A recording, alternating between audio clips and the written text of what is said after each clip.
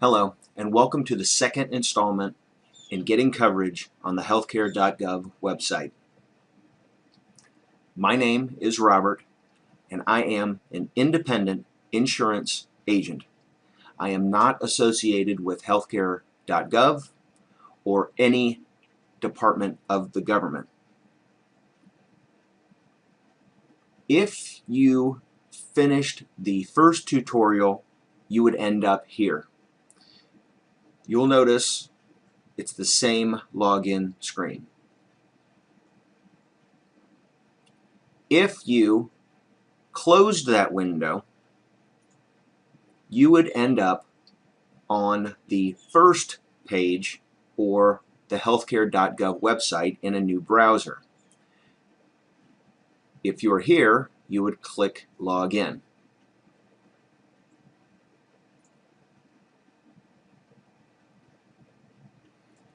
In preparation for enrolling on the healthcare.gov website, you must gather all of this information. Feel free to hit pause and make sure that you've got all of this.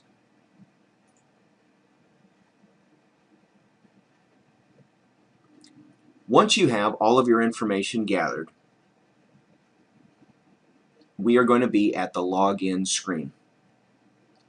You're going to put your username and password. If you misplaced, lost, forgot, etc., you can click these links and the website will help you get your username and password working. Once you've got those entered, click Login and let's begin. The first thing you're going to have to do is read this, and if you agree, click Accept. If you decline, you cannot go any further.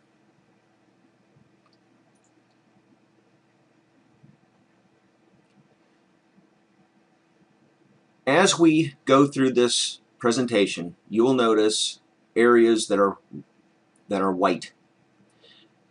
There was a name here that I removed. When you get to this page, it will have your first name. What would you like to do?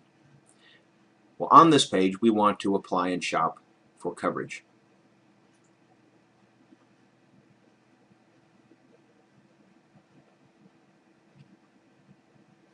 This page is the first page after that, and it gives you the information that you will need. Again, make sure you have this information and then click Next. You are going to have to verify your identity. So let's get started. You're going to put in your information. You can leave out the items that are optional. However, I recommend that you do include Social Security because as we move along, it will be much easier for the identification process if that is entered. If you feel strongly against it, feel free to leave it off.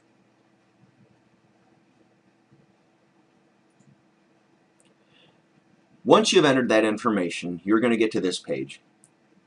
A series of questions are going to pop up talking about things in your past and sometimes things that are current, such as the county that you live in. It might ask, what is the most recent car that you refinanced? A high school that you went to. Just be prepared to draw on your memory. Once you answer those questions, side note, some of the questions have none of the above as the appropriate answer. I have seen people with as many as 3 being none of the above. So do not be concerned about selecting none of the above. Once you finalize those questions, this screen will pop up. In some circumstances, they cannot verify your identity.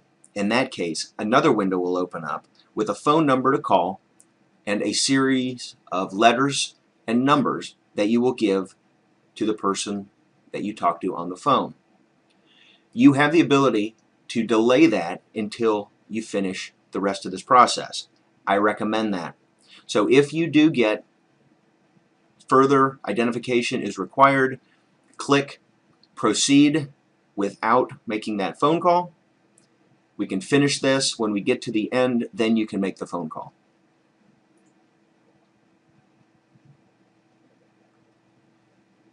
Now we are starting your application.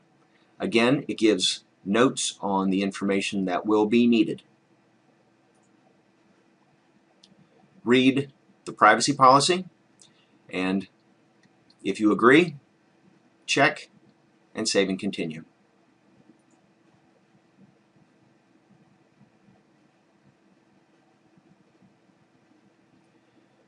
This page will have the address that you entered here. Then you can say, is this your home address? Is your mailing the same as your home? It will also give the number that you put. And is this your preferred number? You can tell them what type it is.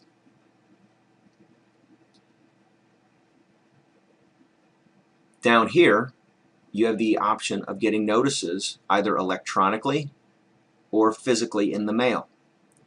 Electronically can either be through text, if you've provided a cell phone, or email. It will have the email address that you entered on file here. If you want to use that one, check this box. It'll automatically populate. Then you would re-enter it here and then save and continue. If you do not want to use that one, you would not check here, put in the one you want, re-enter it, save and continue.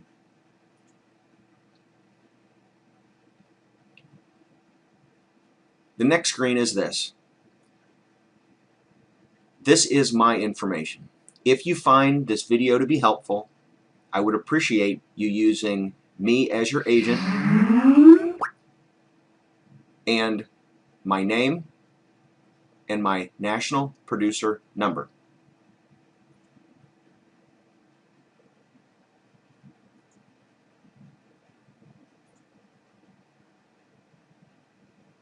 However, that is not mandatory.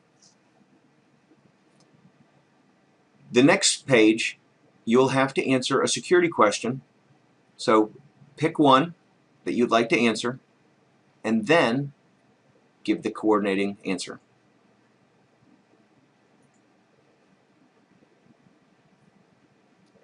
The next is, who needs the coverage? Will it be you only, you and family, or only other family members and not you?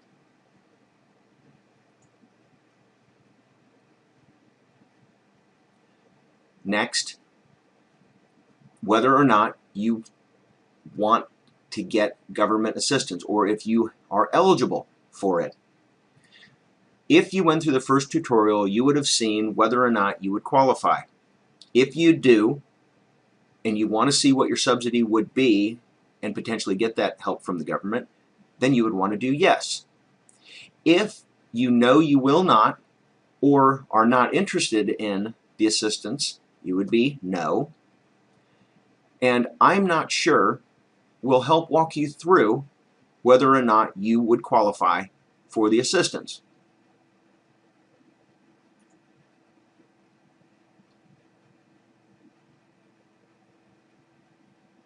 If you have a dependent, this is where you would enter their information. You'd put in all of the mandatory. You could include or leave off the optional and hit save. It will then bring you to this page. It would have your name, your date of birth, the first dependent that you entered, and their date of birth, and then you have the ability to see their relationship.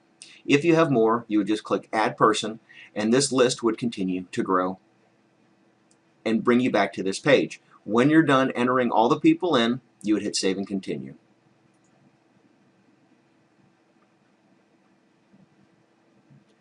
Another preparation page. Make sure you have all of this information.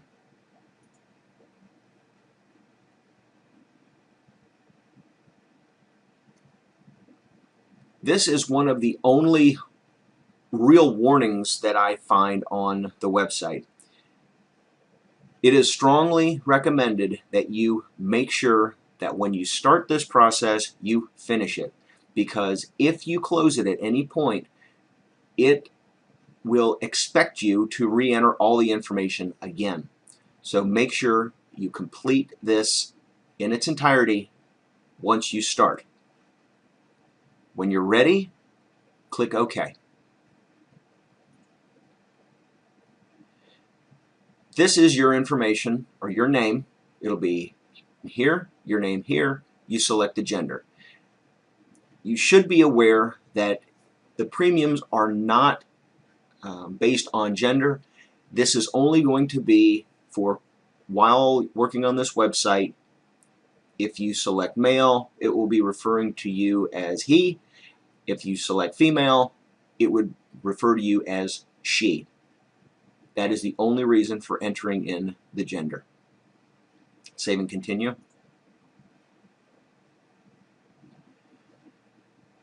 If you have a Social Security number, they would like you to enter it here. If you don't and you need help getting one, it tells you how to do that. Again, I recommend entering it. Then it will say, is your name the same as it appears on the Social Security card?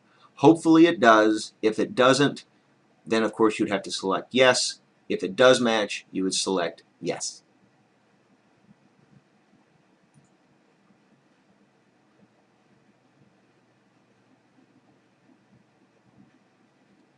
It then asks if you are a U.S. citizen or national. If you are, click yes. If you select no, it will require you to enter in your green card information. The next question is, do you plan on filing income taxes? Yes or no?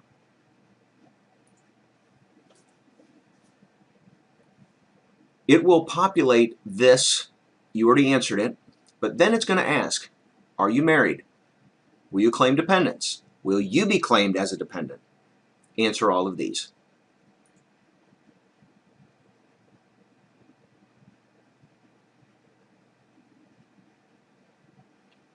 Then it asks, does or do you have kids under the age of 19? Read this. If it applies, yes. If it does not apply, select no. Whatever the answer is, it will populate here. Then it's going to ask, who does your name live with? And of all the dependents that you list, they will all be here. And then you will be able to check which one of them do live with you and that you take care of them.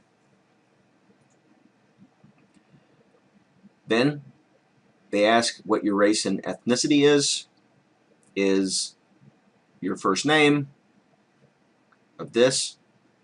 It is optional, yes or no. Again, these are optional. Feel free to select.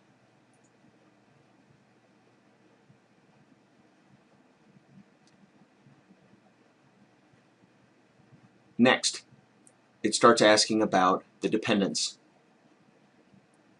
It will go in order of the ones that you entered. Again, the gender will not matter as far as coverage is concerned. It's only for referring to them as he or she. At this point, you have the ability of entering the Social Security number. Again, it is optional. It is easier for them to calculate and verify the information if it is entered, but it is optional. Again, is the name the same as the Social Security card?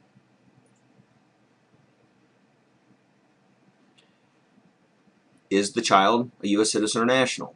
Just like with you, if they are, yes. If you select no, they will need the green card information.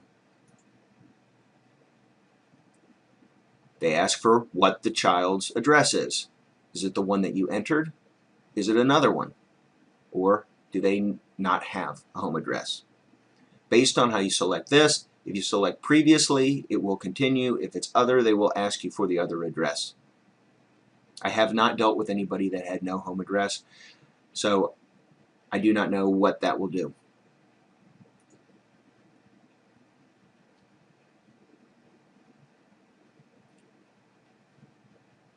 Then they want to know, will the child or dependent be claimed on someone else's tax return? For this, I selected yes.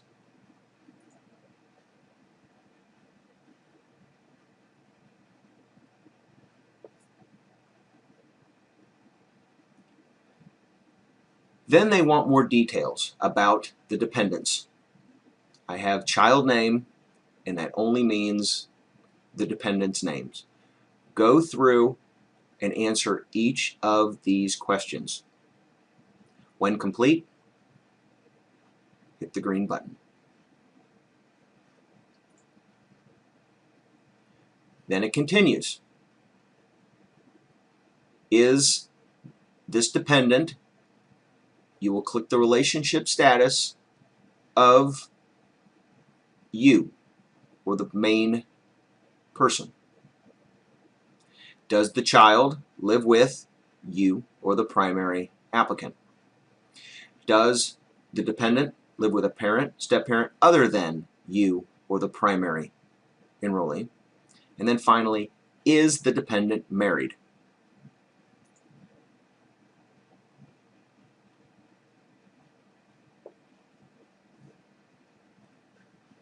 Ethnicity and race, again, is optional.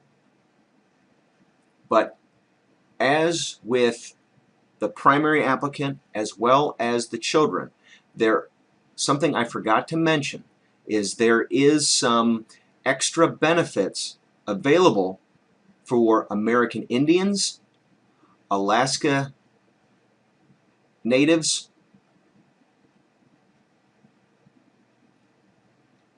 and that is primarily the extra benefit level.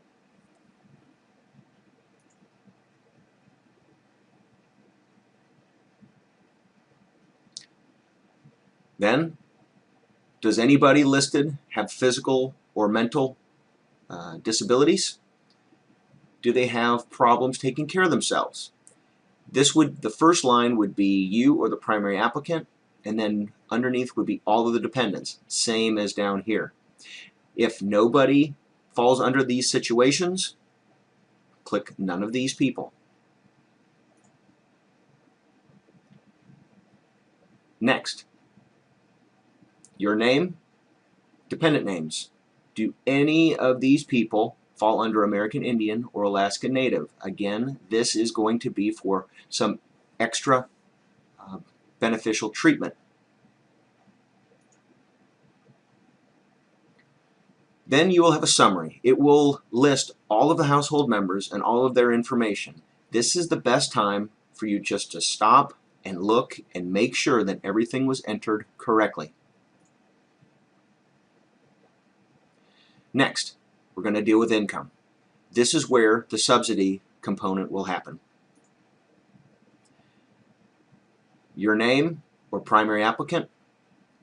Do you expect primary applicant's yearly income to be the same as 2012? Initially, when the website first opened up, it acted odd if you selected yes. At this point, it seems to be functioning properly, so whether your salary is going to stay the same or change, you can do yes or no in either situation. You will have the ability to put in the amount for 2014. For every person I have enrolled, I put no/I don't know. And even if the dollar amount matches, there has never been an issue.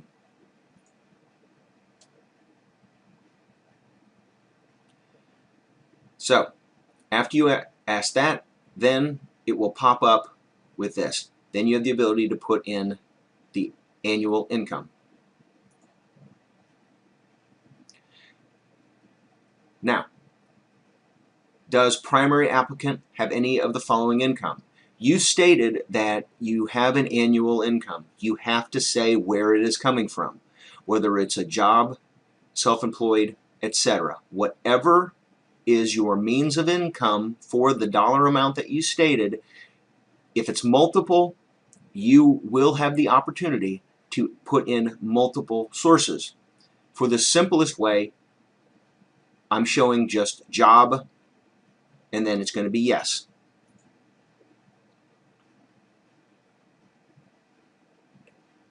Now, it will then say, does primary applicant, your name, pay for any of these deductions? If this person, okay, yes or no. All right. Now you get to add the income. Job, name of employer, and the amount that you work, and it'll say how often do you get paid. So if you make $25,000 a year, you could put $25,000, select yearly. If you get a certain amount per day, you can select that. Per week, month, etc. Then it will list that. If you have other sources of income, this is where you have the ability to add it. You click it, it would repeat, you would select the source, the amount, how it gets paid, until you have all of your income entered.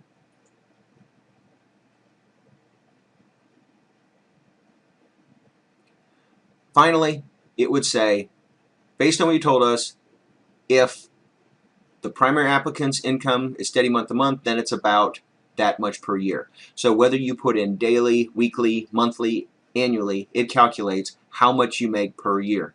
And then it will restate it here. If it looks good, save. Then the next thing it does is it breaks it down into what your monthly is. Primary applicant's total income, and then it would list the name of the employer that you put, then you can hit save. Finally, we're going into child's income. Does the child have any income? If so, yes, and you will be able to go through the same process. Do they have any of these deductions? If so, yes. If not, no. For this example, it was a minor child that did not work. So their income is 0 per year. And for this, you verify the amount, looks good, yes or no. Then it would give an income summary. Then it would have, did the primary applicant stop working, etc., yes or no. It's optional, so if there was no changes, you would select no. If you do not want to answer, you still have to select one, so then you would click no. Your name, income, dependent name, income, and there would be a list based on all of the dependents that you have entered. Another stop screen. Make sure you have all of this information.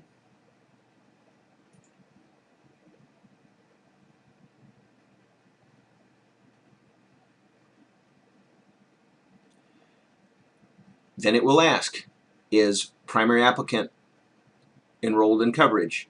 These are options. If not, none of these.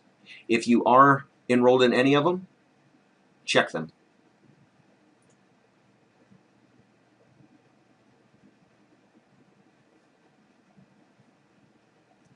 Then it will ask, is primary applicant currently eligible? Yes or no? And COBRA, by the way, for anyone who does not know, that is an extension of benefits after a loss of work. You are able to pay premium to continue on to the employer's plan. So even if you've been recently fired and had coverage, you may have access to COBRA, and then you've got yes and no.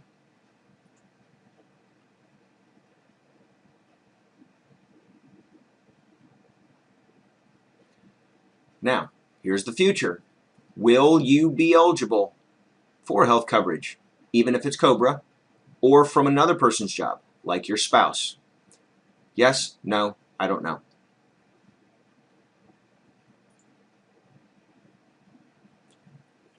Then you have the ability to put the information about each of the sources of income. This is, as I said, the job, and you should notice that everything is optional except for the phone number.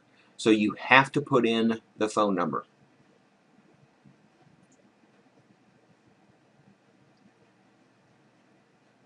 Next, it will tell you this. Even if the dependents currently have coverage, it's possible they could qualify. So if they have any health coverage now, click yes. If they don't, no. And if you need extra help, then yes and no.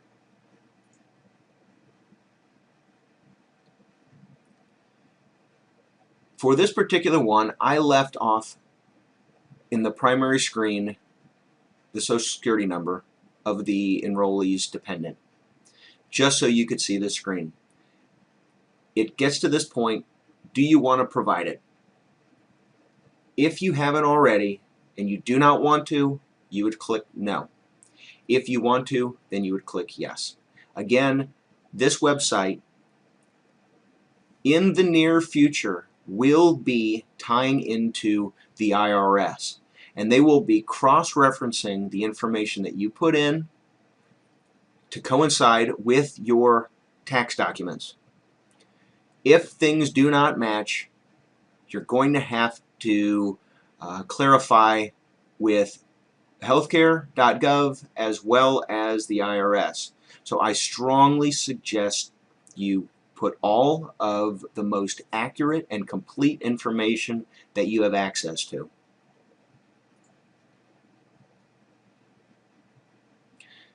Then you have the ability to review the entire application.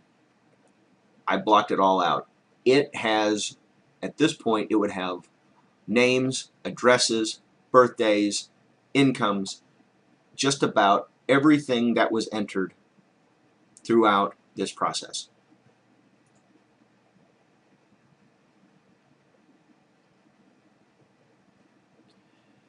Finally, you need to read all of these statements and verify whether you agree or disagree to each of these statements.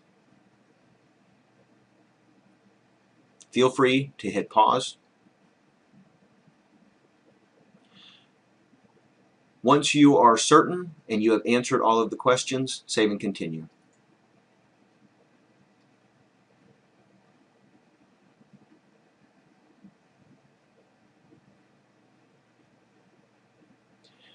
We have reached the last page of this section.